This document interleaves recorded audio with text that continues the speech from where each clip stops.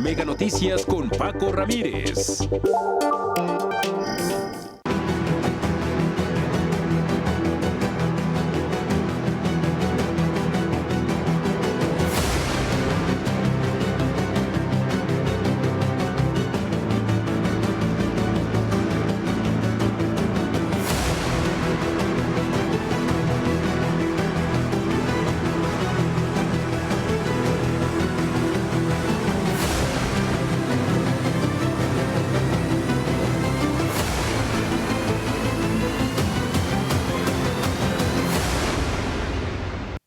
Es la emergencia energética de ayer, los apagones que ponen de manifiesto cómo todo se encadena, nada es casual. Ojo, y no debemos de desdeñar absolutamente nada. Hablamos ya hace algunos meses de la sequía, de la crisis hídrica, de la falta de agua que finalmente es generadora de energía. Hablamos también del calor. Hoy estamos transcurriendo la segunda ola con temperaturas mayores a 30 grados y en 10 estados arriba de los 45. De los incendios forestales que arden en 141 bosques del país, de la falta de lluvias, del calor, sequía y aires acondicionados. Y con esto se cierra el círculo. Alta demanda de energía. Demanda cíclica, sí, pero ahora nos ha llevado a un estado de emergencia. Anoche más de 20 estados afectados, millones sin electricidad. Ineficacia, mala gestión. Urge tomar medidas ante la crisis en CFE y en Pemex. ¿Tienen capacidad para generar y proveer lo necesario? Urge cambiar la política energética, enfrentar los desafíos operativos y financieros, invertir y modernizar. El tiempo nos alcanza. Un buen reto para la próxima presidenta, sea quien sea. Vámonos con los datos duros, las cifras. Leticia Alcántara. ¿Qué tal? Pues el apagón masivo de este martes en 21 estados del país y la nueva alerta que se emitió este día es un hecho que no se veía desde febrero de 2021. En aquel momento fue a consecuencia de varias tormentas invernales en Texas que llevaron al congelamiento de gas natural que se distribuye a nuestro país. Por esta misma situación de frío, se han declarado 2 alertas de emergencia en diciembre de 2022 y enero de 2024. Por otros motivos, en el último año, al menos media decena de apagones se han registrado en el país. En esta ocasión, el intenso calor provocó una sobredemanda por la conexión de equipos de enfriamiento y ventilación en los estados que han registrado aumentos de temperatura. Para garantizar la operación confiable y segura en el suministro de energía a todos los mexicanos, el sistema eléctrico debe cubrir una demanda promedio de 48,000 megawatts y para ello debe contar con una reserva operativa de entre el 6 y el 13% de esos megawatts.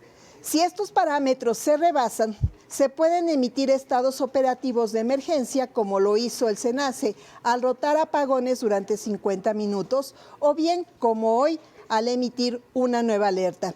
La demanda de energía eléctrica seguirá creciendo a un ritmo de 3% anual, por lo que los expertos del sector energético consideran que se deben concretar proyectos no solo para las nuevas plantas de generación, sino también para los sistemas de transmisión y distribución.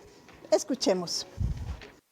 Es fundamental para garantizar la energía eléctrica y para minimizar en las posibilidades cualquier falla en el sistema eléctrico nacional. Mientras se sugiere hacer un uso responsable de la electricidad, no solo apagando, sino desconectando todos los aparatos consumidores cuando no se usen y comprar equipos con eficiencia.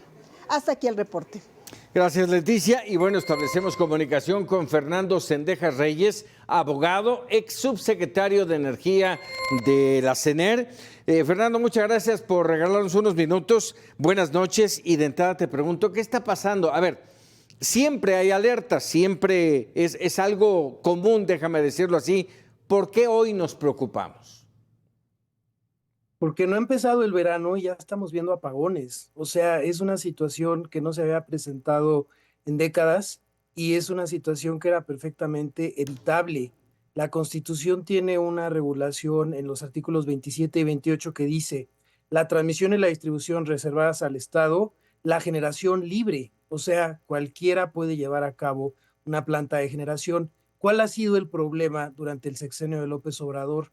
Han frenado la inversión privada en las plantas de generación, diciendo es que es traición a la patria que la generación no la haga como monopolio la CFE, y entonces han estado poniendo el poco dinero que tiene disponible la CFE en plantas de generación que no están listas y en comprar las 13 plantas que le compraron a Iberdrola, y no han invertido en transmisión y distribución, y las empresas privadas que quieren invertir, que se acercan a la Comisión Reguladora de Energía a pedir un permiso, pues han recibido omisiones de respuesta, o sea, largas o negativas, y terminan en juicio, y entonces esto lo que hace es que retrasa la instalación de los proyectos, y ya nos alcanzó. Yo supongo que el actual titular del Ejecutivo Federal no esperaba que le tocara a él, sino heredarle uno de los muchos problemas que le va a heredar a la siguiente presidenta. Pero pues ya estamos a 3 semanas de la elección y acabamos de tener apagones ayer en las 2/3 partes del país, y hoy ya otra vez está operativo de alerta. Concretamente, Fernando, para que todos entendamos, ¿qué fue lo que pasó ayer específicamente y que hoy hay que hacer mención? Sigue la alerta. Correcto. Llegó la demanda instantánea, o sea, durante una hora en todo el país a casi 50,000 megawatts. La demanda pico histórica se dio el año pasado, por ahí del, no, si mal no recuerdo, el 23 de junio, o sea, todavía faltaría mes y medio, y fueron casi 53,000 megawatts, 52,993 había sido el máximo. Por ejemplo, en 2019 había sido como de 48, 49. Entonces, cada año va aumentando. ¿Por qué? Porque aumenta la cantidad de personas, o sea, somos más habitantes, y aumenta la actividad económica. Y como lo dijeron muy bien en el avance, en la nota, la demanda de electricidad aumenta un 3% por año. Entonces, estamos alcanzando un calor muy intenso en un mes de primavera, mayo. Aquí en la Ciudad de México, ¿no? Desde marzo están floreciendo las jacarandas, que pues no tocaba tan pronto, y al momento en el que hay esta demanda máxima en una época que no está acostumbrado el sistema, y además hay indisponibilidad en ciertas plantas de generación, por ejemplo en las hidroeléctricas, ¿no? Porque se junta el hambre con la necesidad, hay sequía. Entonces las hidroeléctricas no pueden entregar toda la energía que tuvieran potencial porque no hay agua en las presas, y agregamos que se detuvo la instalación de nuevas plantas privadas y tenemos la tormenta perfecta, apagones en 2/3 partes del país. ¿Qué es lo que se puede hacer para evitar situaciones como esta? Vamos, una alta demanda y por el otro lado una escasa generación de energía. Permitir lo que dice la Constitución y la Ley de la Industria Eléctrica, que quien cumpla con los requisitos obtenga un permiso para instalar una nueva planta. Primer punto, eso en la parte de generación. Que no condenemos a que la CFE lo tenga que hacer todo, porque el presupuesto público no alcanza. En este 2024 es el déficit fiscal más alto desde la década de los 80s. A ese nivel están destresadas las finanzas públicas. Y por el otro lado, que la transmisión y la distribución, que sí son actividades estratégicas y reservadas al Estado, sean atendidas por la CFE. Por ejemplo, existe un programa, el Programa de Desarrollo del Sistema Eléctrico Nacional, que tiene su fundamento en la Ley de la Industria Eléctrica, que establece una serie de proyectos que se tienen que hacer. Al cierre del 2022 llevaba la CFE instruidos 222 proyectos en transmisión y distribución, y solamente habían construido 16. O sea, faltaban otros 206. Entonces, ¿qué pasa? Que si en una cierta región del país no se genera suficiente electricidad, pues se puede entregar energía de otra región del país para hacerle frente a esa escasez. El problema es que cuando las carreteras, o sea, las redes, no están en las mejores condiciones o están sufriendo congestiones, entonces lo único que le queda al sistema es hacer los cortes de carga, que es el nombre técnico de los apagones. Exactamente. ¿Qué se requeriría para ampliar esa generación requerida por el país, por los mexicanos, y cuánto tiempo nos llevaría independientemente de la inversión? Correcto. Por ejemplo, reiniciar las subastas de energías limpias, que se hicieron 3 concluidas y una cuarta que estaba en marcha en la administración pasada. El 3 de diciembre del 2018, el primer día hábil de este sexenio, las cancelaron y no ha vuelto a haber subastas. De esas subastas surgieron 65 nuevas plantas, principalmente eólicas y fotovoltaicas. El gas natural, el combustible, el diésel, además de que contaminan, cuestan. El sol y el viento no cuestan. Entonces, ese es el primer punto. El gobierno podría reiniciar las subastas para que, compitiendo y ofreciéndole los mejores precios de energía al Estado, puedan vender electricidad otro tipo de generadores. Más o menos una planta, digo, dependiendo del tamaño y de la tecnología, pero puede tardar entre 3 y 7 años construir una planta a gran escala. Entonces, no es para mañana, pero ya es tarde. O sea, ese es un primer punto. Y otro punto, permitir que en transmisión y distribución se hagan los proyectos por parte de la CFE, liberándola de la carga de que tenga que llevar a cabo la generación por sí misma. De esa manera pudiéramos estar robusteciendo el sistema. Y por el otro lado, medidas de eficiencia energética, el aislamiento térmico en las casas. En Estados Unidos lo están subsidiando de esta ley de reducción de la inflación, la Inflation Reduction Act. Tienen estímulos fiscales para que quien pone aislamiento térmico, creo que le devuelven el 20% en su declaración fiscal. O sea, ese tipo de programas, incentivos, puede ayudar a bajar el consumo. Por ejemplo, un aire acondicionado, un aparato, según cifras de la CFE, por cada grado de temperatura que le bajas, o sea, si tu casa está en 25 y la quieres en 24, aumenta más o menos un 6% el consumo de energía. Entonces, el aislamiento térmico puede ayudar a eso y son los aires acondicionados uno de los principales causantes de esta crisis. Eficientar el uso de la energía. En este entorno, por último, te pregunto, Fernando, porque hay algunas personas que se nos han acercado a comentarlo, ¿el regresar a un solo horario en todo el país afecta?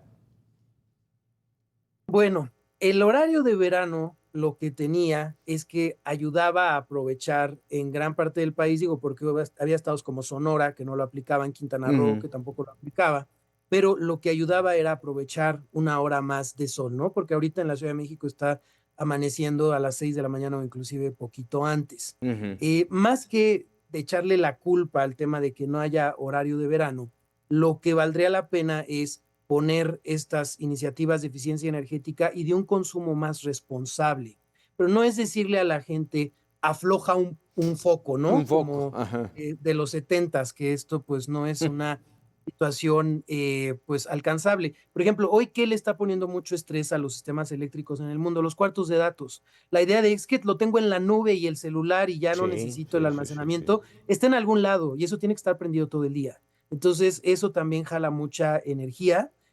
La verdad es que pues esta eliminación del horario de verano, con muchas cosas que se han hecho en el gobierno de López Obrador, se hicieron por improvisación y sin mayores estudios. Oye, pero además todo esto le pega a la productividad del país, al comercio, le pega y le pega fuerte. Sí, o sea, ahorita están los apagones y es la crisis que les explotó en la cara ahorita, ¿no? Pero el nearshoring, ¿no? Este fenómeno de la relocalización de cadenas productivas. ¿Qué pasa? Se acercan a la gerencia regional de CFE o al Centro Nacional de Control de Energía los dueños de los parques industriales y dicen, oye, tengo tantas naves industriales y quieren venir empresas asiáticas, europeas, estadounidenses, canadienses a instalarse en México. Y no estamos hablando de las penínsulas que por su aislamiento suelen tener problemas, sino que estamos hablando de zonas céntricas, Querétaro, Guanajuato, Durango, Coahuila, Nuevo León. ¿Y qué respuesta están obteniendo? No hay energía.